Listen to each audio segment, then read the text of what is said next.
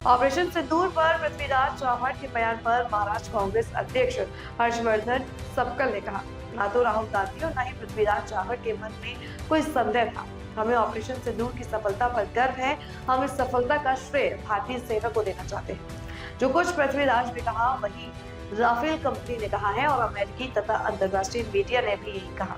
दुनिया वही सवाल पूछ रही है जो पृथ्वीराज चव्हाण ने उठाए हैं और हम उनका जवाब देने में असमर्थ हैं। किया है ऑपरेशन सिंदूर की कामयाबी पे हमें फख्र है और हम पूरी तरीके से इस सारे कामयाबी का श्रेय जो है भारत के सेना को हम उसका सारा श्रेय देना चाहते हैं।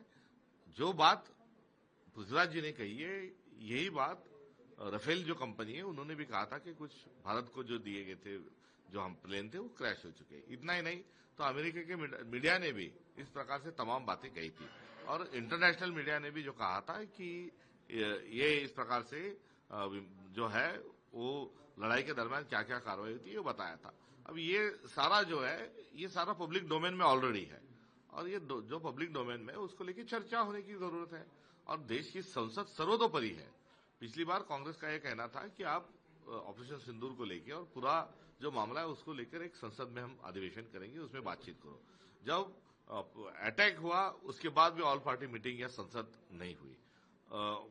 ऑपरेशन सिंदूर की बात भी एक ज्वाइंट सेशन बुलाने की बात कही थी, तब भी वो नहीं हुई और अब भी इस प्रकार से बयान आते हैं तो उसको सीधा देशभक्ति के साथ जो जोड़ा जाता है ये कहीं ना कहीं भारतीय जनता पार्टी का इन सवालों से भागने का उनका प्रयास है।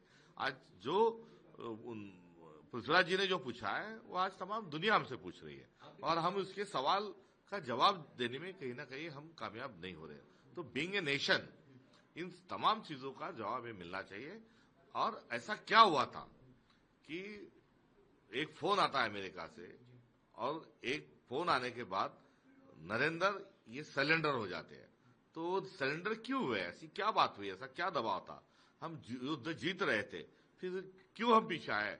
ये तमाम चीजें जो है वो तमाम चीजों को राष्ट्र को जानने का अधिकार है। अभी जरूरी ये संवेदनशील बातें हैं मगर उसके बावजूद ये कोई पहली बार लड़ाई हुई ऐसी नहीं हुआ। बीजेपी के राज था, कारगिल की लड़ाई हुई, कारगिल की पूरी जानकारी जो संसद में रखी गई, 71 की भी जो लड़ाई हुई उसमें भी बात रखी गई, 65 की भी रखी गई, 60 की रखी। तो तमाम जो लड़ाई हुई जो हमने जीते भी उन सबकी बात यदि चर्चा हो सकती है तो नरेंद्र मोदी जी अपने आप को क्या समझते हैं कि वो इन तमाम चीजों का जवाब नहीं दे पाते।